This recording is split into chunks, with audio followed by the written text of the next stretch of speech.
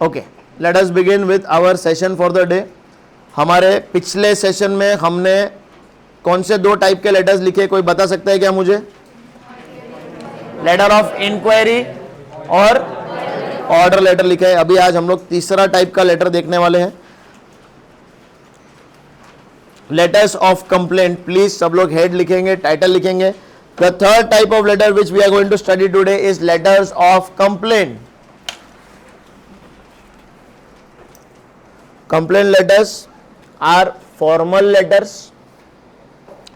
Generally आपने कोई product लिया हुआ है या किसी काइंड की किसी तरह की सर्विस ली हुई है, सर्विस या प्रोडक्ट मिलने से पहले उसका डिलीवरी अगर लेट हुआ है या मिलने के बाद it is not matching, not meeting the specifications as per promise, तो उस कंडीशन में एक कस्टमर कंप्लेंट करने का काम करता है।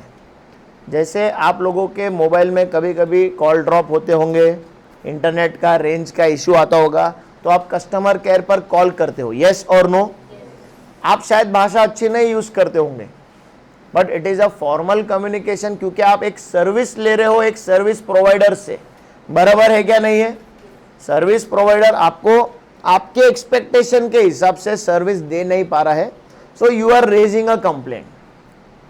हो सकता है किसी ने बोला था कि 10 तारीख को आपको डिलीवरी मिल जाएगा, 10 तारीख हो गया, 12 तारीख हो गया, 15 तारीख हो गया, आप गाना गा रहे हो 1 2 3 4 5 6 7 8 9, लेकिन आपका प्रोडक्ट अभी तक आया नहीं है।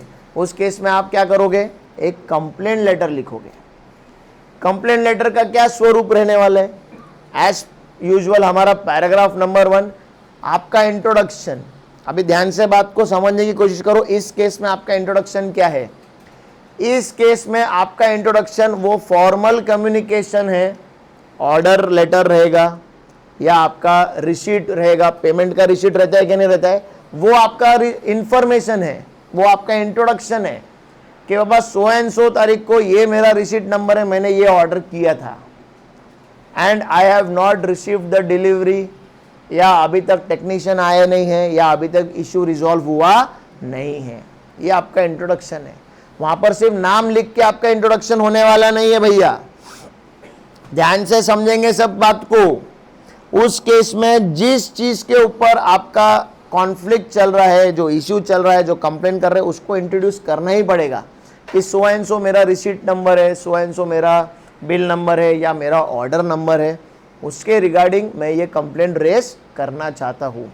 फिर पैराग्राफ नंबर 2 में आप फिर वही बातें करेंगे कि एज पर आवर कम्युनिकेशन या एज पर डिसाइडेड कंडीशन या एज पर प्रॉमिस, आपने कहा था ये सब चीज़ें होने वाली है, जो कहा था वो पहले, फिर जो हुआ है वो उसके बाद में, कि बाबा 10 एसी का ऑर्डर दिया था, 6 ही आए हैं, या एसी का मॉडल मैंने वोल्टास का बोला था और सैमसंग के आ गए हैं फॉर एग्जाम्पल।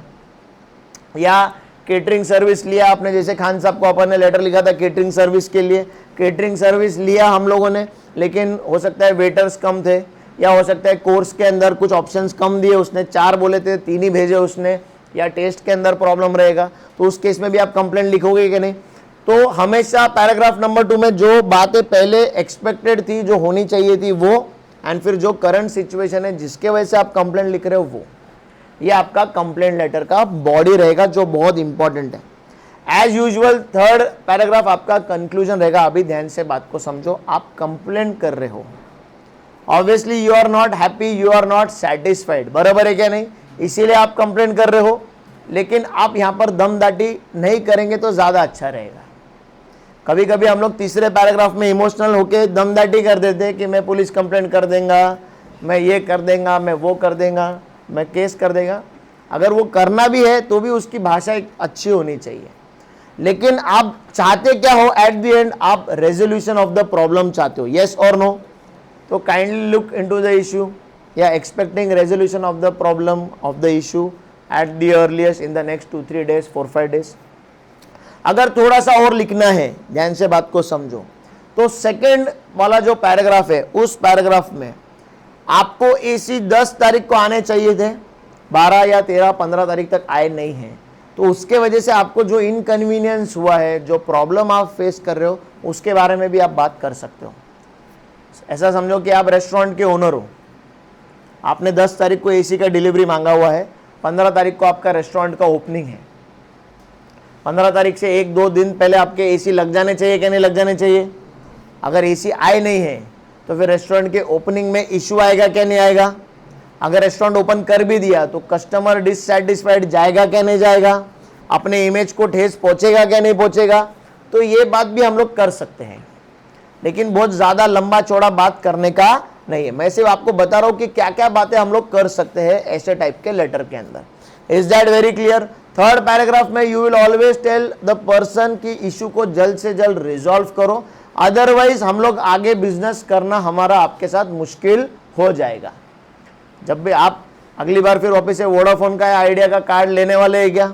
आप सीधा पोर्टेबिलिटी पे जाने वाले हैं क्या नहीं जाने वाले? अपन भी फ़ोन करते हो, आंटी को चिल्लाते कि नहीं मैं मेरा नंबर पोर्टेबल कर रहा बाबा, तेरे को नहीं जम रहा ना, अच्छा मेरे को सर्विस देने को, I will discontinue the service. तो आपको उसको प्यार से बताना पड़ेगा कि we will have to discontinue the service, या it will be difficult for us to continue doing business with you. ऐसा हम लोग लास्ट में लिख सकते हैं अच्छे माइल्ड तरीके से। I hope this is clear to everyone. किसी को कुछ डाउट है इसके अंदर? कंप्लेंट लेटर इंपॉर्टेंट है क्योंकि कंप्लेंट लेटर के रिस्पॉन्स में भी अगला लेटर आने वाला है। ये लेटर समझेगा तो reply to response to complaint letter अपने को समझ में आने वाला है। ये एक फॉर्मल कम्युनिकेशन है, ये एक बिजनेस लेटर है। बिजनेस के अंदर हम लोग प्रोडक्ट्स लेते हैं और सर्विसेज लेते हैं जो कभी कभी कुछ रीजन के वजह से डिससैटिस्फाइड तरीके से अपने को दी जाती है, या एट सही टाइम पर डिलीवरी नहीं मिल पाती है, सही कंडीशन में नहीं मिल पाती है, तो उस केस में कंप्लेंट लेटर्स ज़रूरी हो जाते हैं। फॉर्मल कम्युनिकेशन ज़रूरी हो जाता है, ऑफिशियल कम्युनिकेशन ज़रूरी हो जाता है। वर्बल बातचीत से ऐसा काम नहीं होता है, कभी भी ऑन पेपर आना ही चाहिए कि हमने प्रॉमिस किया था, हमारा ऑर्डर स्पेसिफिकेशंस ऐसा है, हमने 50% एडवांस दे दिया है आपको, अभी तक डिलीवरी नहीं मिली हम लोगों को, राइट? तो इसलिए फॉर्मल कंप्लेंट लेटर्स लिखने ज़रूरी है। अपन स्कूल में भी कंप्लेंट लेटर्स लिखते थे, याद है क्या किसी को? कोई एक कंप्लेंट लेटर स्कूल में लिखा हुआ का एग्जाम्पल दे सकता है क्या? बहुत दिनों से पाणी नाही आ रहा है, पाणी पुरवठ्याचा इश्यू, कचरा जमा झालेला आहे, रोडची कंडिशन चांगली नाही है, इलेक्ट्रिसिटी सप्लाई का प्रॉब्लम हो रहा है, बराबर है क्या नहीं? तो वो सिविक इश्यूज के ऊपर थे। उसमें अपना बिजनेस है क्या कुछ? बाबा तुम रोड डालो, फिर मैं ट्रांसपोर्ट का गाड़ी चलाएगा उसके ऊपर और मेरे को पैसा मिलेगा। इसलिए अपन बिजनेस कंप्लेंट लेटर लिखने वाले। समझ में आया? चलो, हाँ Aditi, very good Aditi. Letter लिखेंगे एक अपन, हाँ या ना? धन्यवाद।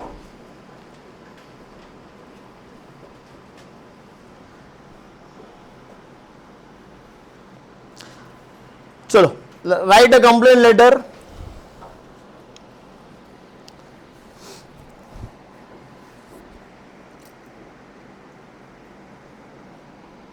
to ABC Electronics,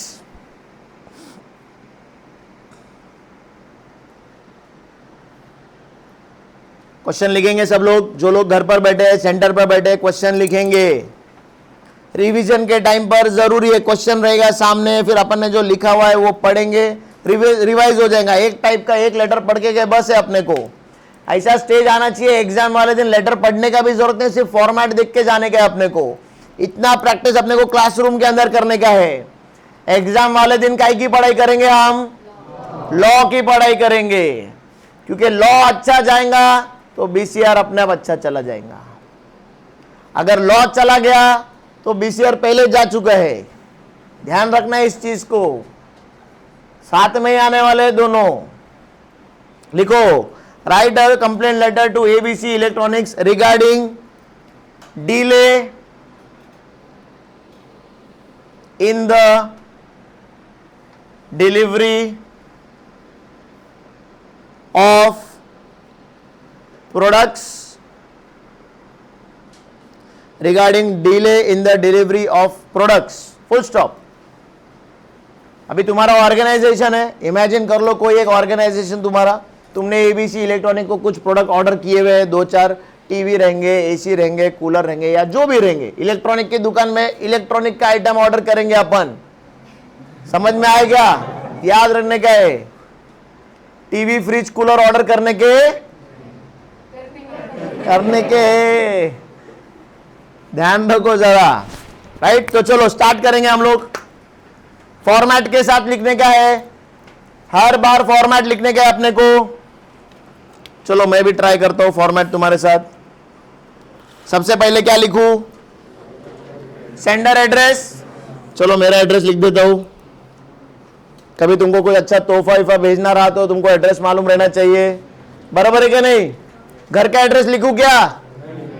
office address लिखना पड़ेगा। Very good. First floor, comma, गुरु कृपा कॉम्प्लेक्स,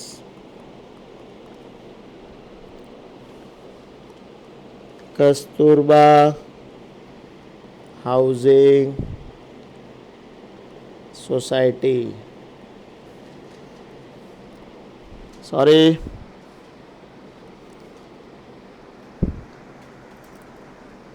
मेरा एड्रेस मत लिखो, वैसे लिख सकते हो, लर्न हो जाएगा। विश्रांतवाड़ी, पुणे 411015। यस। इसके बाद डेट है, आज का डेट 20 सितंबर है क्या? 20 सितंबर, comma 2021। Again you will leave a line. अभी एबीसी इलेक्ट्रॉनिक्स के मालिक को लिख रहे, छोटा मोटा सा स्टोर रहेगा तो फिर उसके प्रोप्राइटर को भी लिख सकते हैं, हाँ या ना? प्रोप्राइटर को लिख देते हैं अपन, दुकानी तो है एट द एंड। चलो प्रोप्राइटर का स्पेलिंग लिख के लर्न करके जाना पड़ेगा। द प्रोप्राइटर बोलो, चलो स्पेलिंग बोलो मेरे को। PROPRIETOR,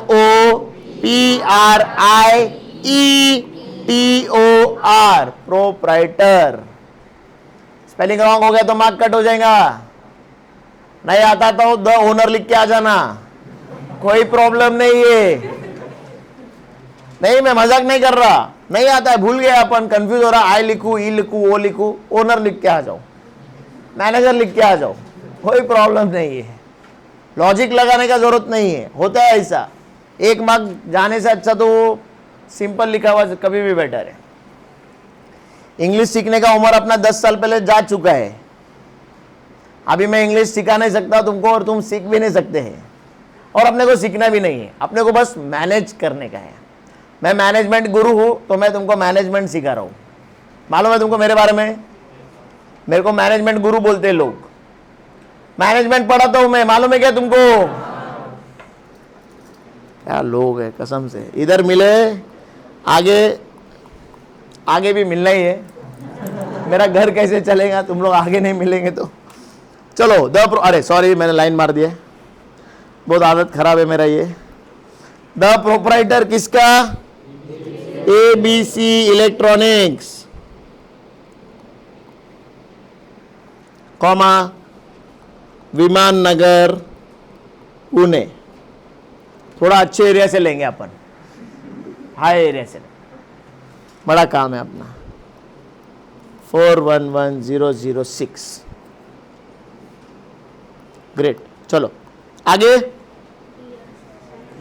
सैल्यूटेशन यहां तक, एड्रेस, डेट और रिसीवर का डेजिग्नेशन एड्रेस यहां तक सबको मालूम है, कुछ मिस्टेक होने का चांस ही नहीं है यहां तक। डियर सर, फिर एक लाइन छोड़ेंगे। सब्जेक्ट, चलो सब्जेक्ट मुझे कौन बता सकता है? Complaint against bill number, bill number AB124। ये बिल के अगेंस्ट कंप्लेंट कर रहे हैं। ये बिल अपना फॉर्मल कम्युनिकेशन है क्या? नहीं है। बिल बहुत इंपॉर्टेंट चीज है भैया। दुकान में जाएंगे कपड़ा लेके तो आदमी पहले क्या मांगने वाला है? कपड़ा मांगने वाला है क्या? बिल मांगने वाला है। फॉर्मल कम्युनिकेशन है वो, इंपॉर्टेंट डॉक्यूमेंटेशन है, आइडेंटिफिकेशन है वो इंसान आपको पहचानता नहीं है, कपड़े को पहचानता नहीं है, वो बिल को पहचानता है। तो अपन सब्जेक्ट के अंदर वो लिख सकते हैं, complaint against delay in delivery, कोई प्रॉब्लम नहीं है। Complaints against order number so and सो, कोई प्रॉब्लम नहीं है। Complaint against delay in delivery भी लिख सकते हैं, या delay in delivery of product भी लिख सकते हैं। कंप्लेंट के अंदर भी स्पेलिंग का प्रॉब्लम हो सकता है। कंप्लेन लिखने का है क्या, कंप्लेंट लिखने का है क्या, कंप्लेंट लिखने का है, अपने को मालूम नहीं है। डिले इन डिलीवरी, बस सिंपल रब कर देगा। चलो कोई प्रॉब्लम नहीं, अपने पास बहुत तरीके हैं बचने के। डिले, और अगर अभी डिले का भी नहीं आता रहेगा तो फिर तुमको अच्छे से मालूम है।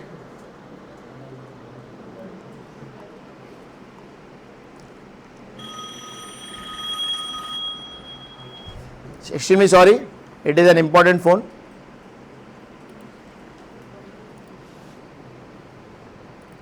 Yes, delay in the delivery of product, simple है। अभी सीधा पैराग्राफ नंबर 1 स्टार्ट करेंगे। चलो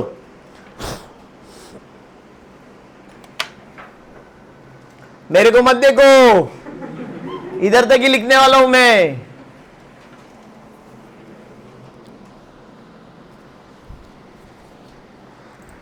इंट्रोडक्शन, हमारा बिल हमारा इंट्रोडक्शन है, ये याद रखो। मैंने एग्जाम्पल दिया था, दुकानदार आपको पहचानता नहीं है, कपड़ा मतलब प्रोडक्ट को पहचानता नहीं है, वो किसको पहचानता है? बिल आपका इंट्रोडक्शन है क्या नहीं है? तो इंट्रोडक्शन में उसको देना ही पड़ेगा हमको।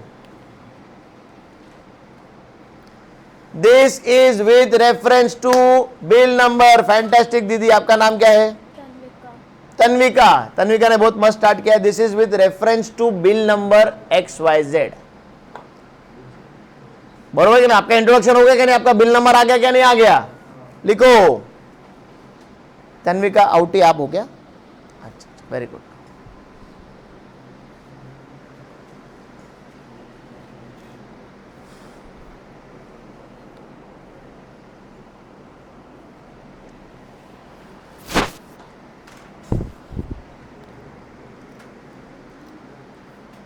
This letter is with reference to bill number so and so, the delivery of which was promised या was expected by 15th of September 2021.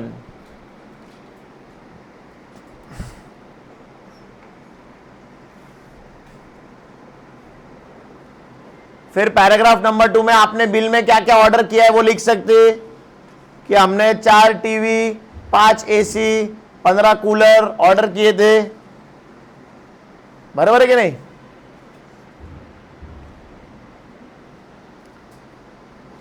जो भी प्रोडक्ट्स आपने ऑर्डर किए पैराग्राफ नंबर 2 में स्टार्ट करेंगे उसको। एंड फिर लिखेंगे कि at the time of payment या एट द टाइम ऑफ जब ऑर्डर फाइनल किया था तो आपने प्रॉमिस किया था या हमारे बीच में डिसाइड हुआ था कि हम डिलीवरी 15 सितंबर तक मिल जाएगी या 18 सितंबर तक मिल जाएगी।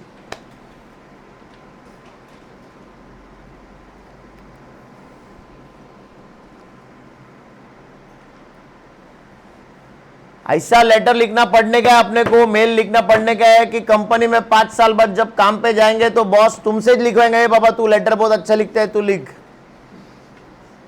फिर उस दिन करण सर को आशीर्वाद मिलेगा, हाँ हमारा सरांनी शिकवलं होता।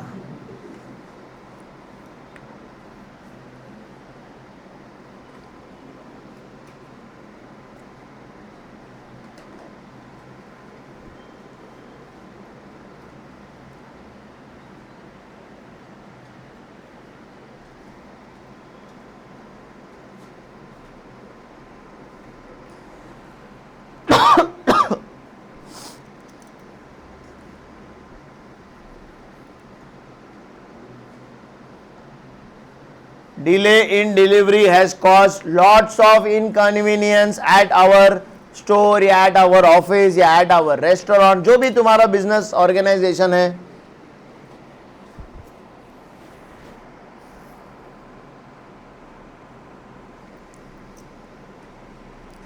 हमारे कस्टमर्स बहुत डिससेटिस्फाई होके जा रहे हैं या हमारे बिजनेस के इमेज के ऊपर, प्रोफाइल के ऊपर बहुत उसका एडवर्स इम्पैक्ट हो रहा है, नेगेटिव इम्पैक्ट हो रहा है, या we are facing lots of difficulties.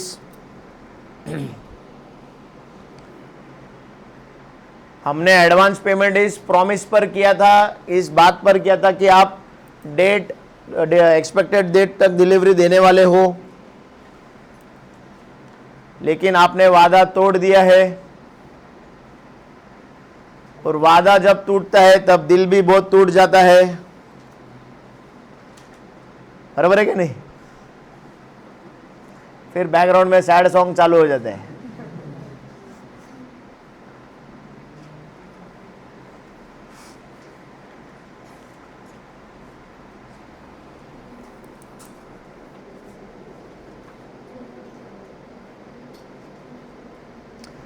और थोड़ा इमोशनल होने का है तो हमने एक दो बार और आपको इसका कम्युनिकेशन भी किया है टेलीफोनिकली, फिर भी हमें कुछ रेजोल्यूशन नहीं मिल पाया है। We tried reaching you, your manager, your sales person, उसने भी फॉल्स प्रॉमिसेस दिए, झूठे हैं वादे।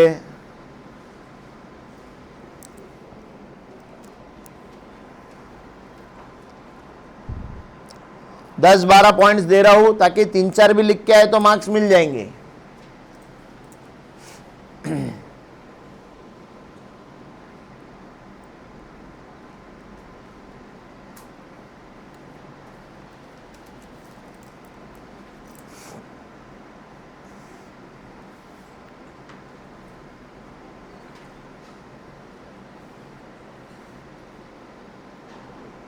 फिर पैराग्राफ नंबर 3 2-3 अलग तरीके से एंड कर सकते। एक कि बाबा अगले नेक्स्ट 3 वर्किंग डेज में डिलीवरी नहीं मिलता है तो we will have to cancel the order, हमको फिर किसी दूसरे से काम करना पड़ेगा, चलाना पड़ेगा, या फिर it will be difficult to continue doing business with your organisation in the future, ऐसा कुछ लिखना पड़ेगा। बस kindly resolve as early as possible, kindly make the delivery as early as possible या इन द नेक्स्ट 2-3 डेज, बस उतना ही, 2 line, ज्यादा नहीं।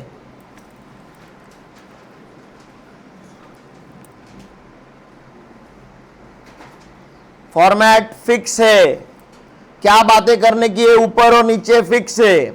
अभी कंप्लेंट टाइप के लेटर में एसी के जगह पे हो सकता है कि बाबा फ्रिज का प्रॉब्लम हो सकता है कि और दूसरा कोई प्रोडक्ट का डिलीवरी डिले हुआ हो, या स्पेसिफिकेशन मैच ना हुआ हो, प्रोडक्ट का क्वालिटी खराब आया हो, तो उधर भी बातें सेम रहने वाली है कि आपने प्रॉमिस किया था कुछ और मिला कुछ है, जिसके वजह से इनकन्वीनियंस कॉज हो रहा है, प्रॉब्लम फेस कर रहे हैं। इनकन्वीनियंस वर्ड नहीं आता है तो we are facing lots of problems, lots of issues, कोई प्रॉब्लम नहीं है।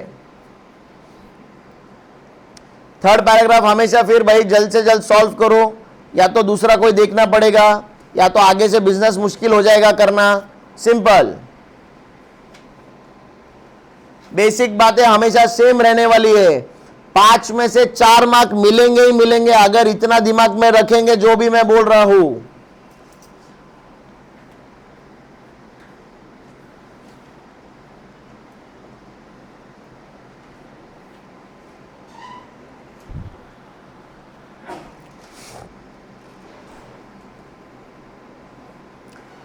हो सकता है कि 5 एसी मंगाए थे, एसी आ गए टाइम पे, लेकिन इंस्टॉलेशन वाला आदमी आया नहीं है, तो वो भी एक कंप्लेंट लेटर हो सकता है क्या? नहीं हो सकता है।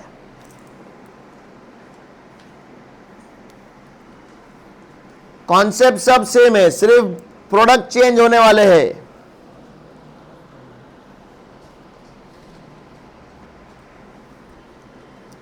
चलो कोशिश करके 4-5 मिनट के अंदर लेटर खत्म करो। 4 मिनट्स का हमारा टारगेट रहेगा।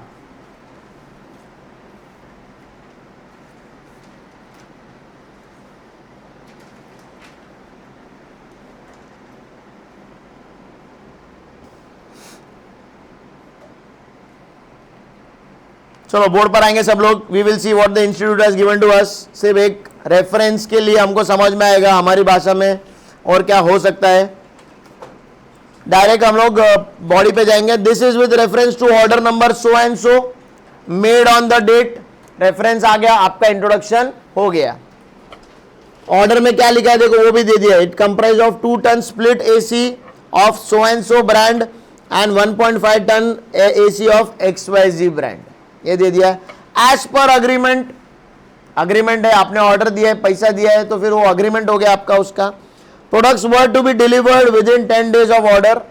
एक दूसरा एक पर्सन आने वाला था इंस्टॉलेशन एंड डेमोन्स्ट्रेशन के लिए। Unfortunately only half the order has been delivered and no representative has visited for installation और डेमोन्स्ट्रेशन। अभी अपने लेटर के अंदर अपन ने ये वाला बात तो वैसे भी नहीं किया है, अपना ज्यादा और अच्छा शॉर्ट हो गया है, बराबर है क्या नहीं? The fact that you have taken undue time and have not yet delivered the complete order has caused us great embarrassment and inconvenienced our client. ये अपने को लिखना नहीं है।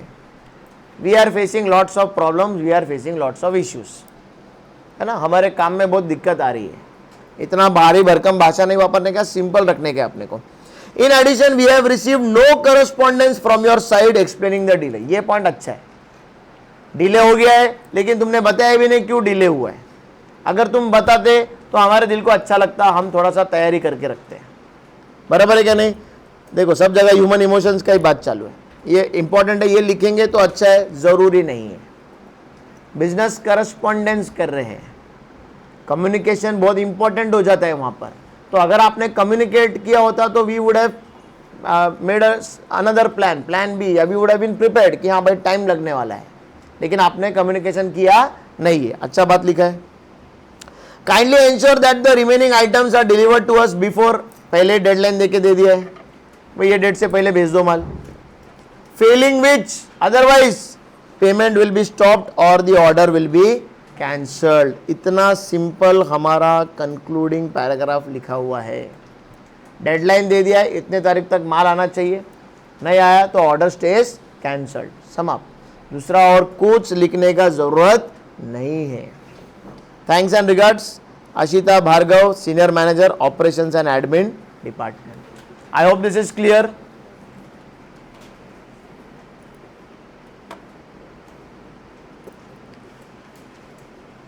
चलो अभी इसी को कंटिन्यू करते हैं आगे। हम लोगों ने अभी एक कंप्लेंट लेटर लिखा, अपन ने एबीसी इलेक्ट्रॉनिक्स के मालिक को कंप्लेंट कर दिया है कि वह तुमने माल भेजा नहीं है, उसकी वजह से हमको बहुत दिक्कत हो रही है, शायद ऑर्डर कैंसिल भी करना पड़े। As the owner of this organisation, आपके लिए, आपके प्रोडक्ट के लिए, आपके काम के लिए कंप्लेंट रेज हुआ है, तो it is your responsibility to respond to that complaint, yes और no, to reply to that complaint, बराबर है क्या नहीं? प्रोडक्ट तो 2 या 3 दिन या 4 दिन में ही जाने वाला है, लेकिन रिप्लाई पहले जाना चाहिए क्या नहीं जाना चाहिए? ऑफिशियल कम्युनिकेशन का पार्ट है वो। कंप्लेंट आया है तो उस कंप्लेंट को अपने को रिस्पॉन्ड, रिप्लाई करना ही पड़ेगा। तो उसके लिए अगला सेट ऑफ लेटर्स जो हमारा आता है वो है reply to letter of complaint.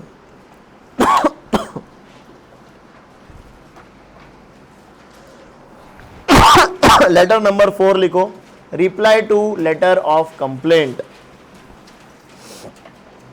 Title लिखेंगे reply to letter of complaint.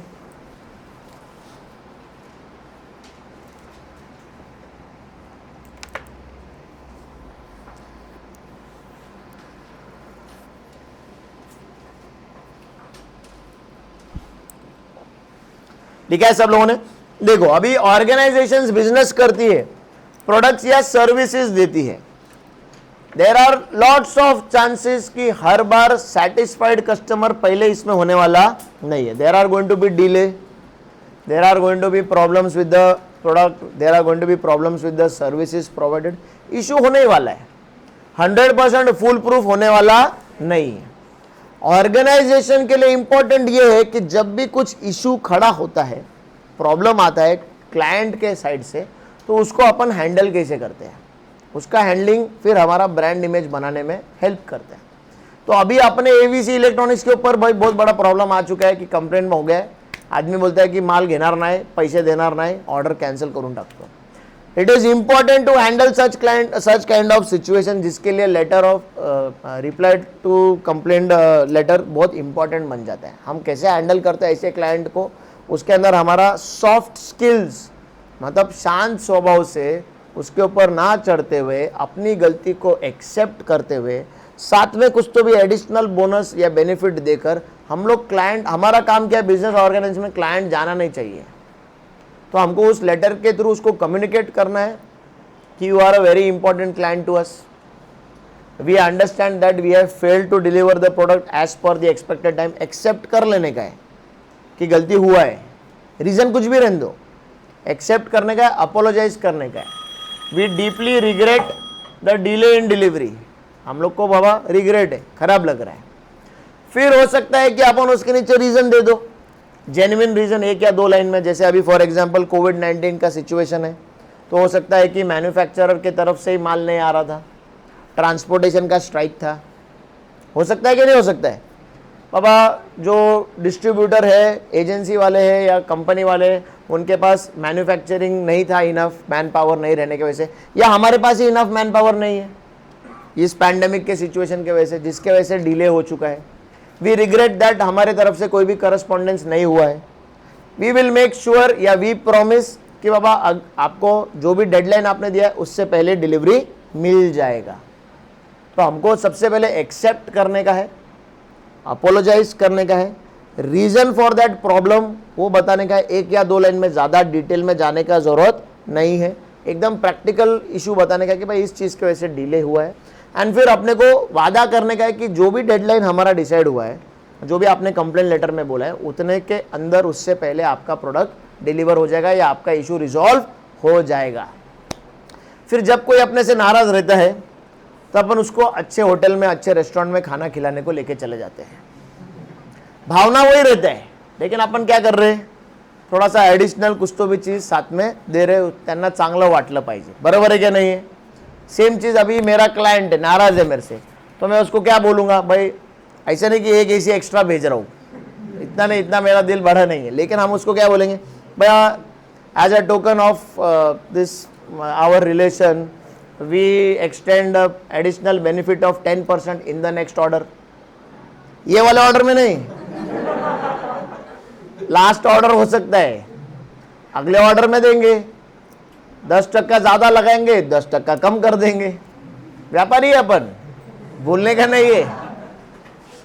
ये लाइन लिखेंगे तो फिर अच्छा लगेगा, ज़रूरी नहीं है ये लाइन कि भाई अगले सर्विस में, अगले प्रोडक्ट में, अगले डिलीवरी में, अगले ऑर्डर में हम आपको 10%, 15%, 20%, ऐसा 50-100% एकदम से नहीं लिख देने का, प्रैक्टिकल बात करने का, ये लिख के हम लोग क्लोज कर सकते हैं। समझ में आया? डिफिकल्ट है क्या? बिल्कुल भी इजी है, 5 मिनट के अंदर खत्म होना चाहिए। चलो लिखो लिखो, चलो फटाफट फटाफट लिखो।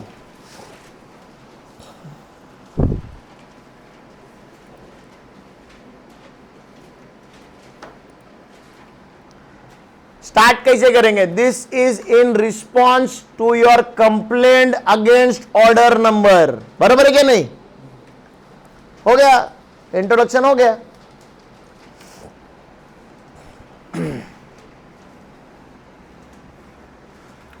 आपने कंप्लेंट लेटर लिखा है against order number so and सो, तो ये लेटर भी उस कंप्लेंट लेटर के रिस्पॉन्स में लिखा जा रहा है।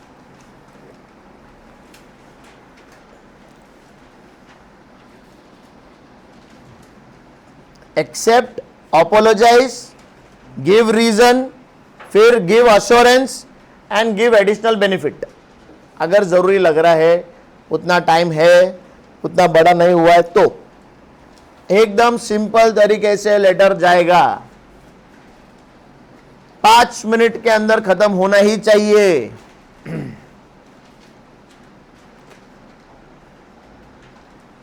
अपोलोजाइज का भी नहीं मालूम स्पेलिंग तो सॉरी लिख के आ जाओ, कोई प्रॉब्लम नहीं है।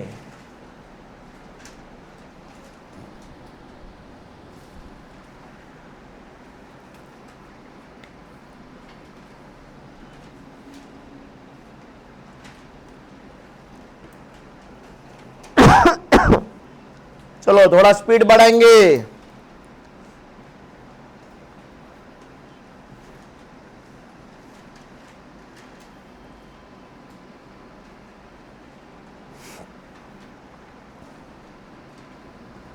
फिजिकल क्लासरूम में लेटर्स लिख रहे अपन, इससे ज्यादा और बेटर प्रिपरेशन नहीं हो सकता है।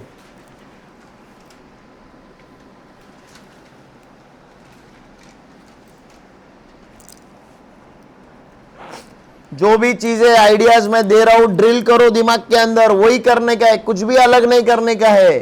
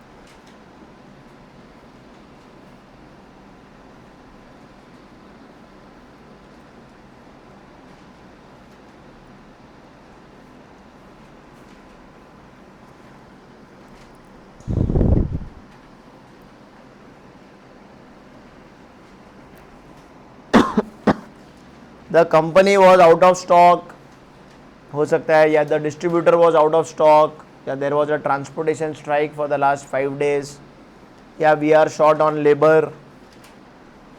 ऐसा एक लाइन में रीज़न देने का है। गिव रीजंस नहीं है, बहुत सारे रीज़न नहीं देते बैठने के।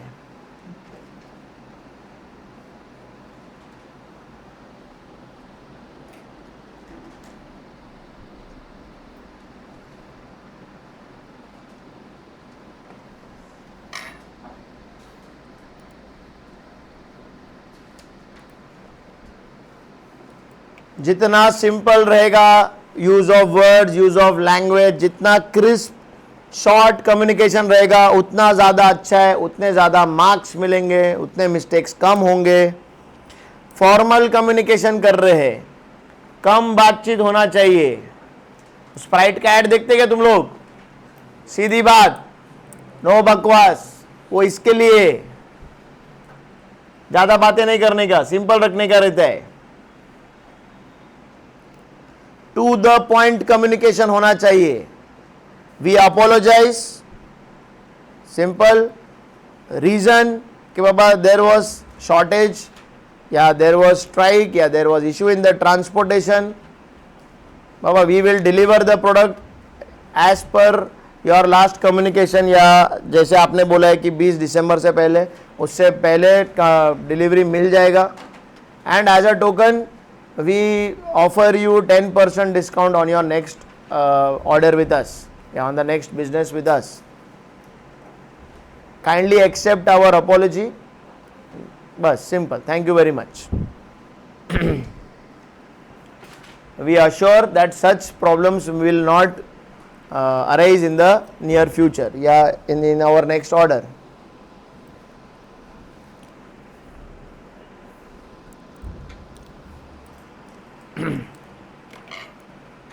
राइट, आई होप यहां तक समझ में आया होगा। आज हमारा 4th type of letter complete हुआ। अभी तक 4 लेटर्स लिखे हम लोगों ने। पहला कौन सा था? लेटर ऑफ इंक्वायरी था। आपको कोई प्रोडक्ट या सर्विस लेना है आपके ऑर्गेनाइजेशन को, तो आप दूसरे बिजनेस ऑर्गेनाइजेशन को लेटर लिख रहे हो, इंक्वायर कर रहे हो।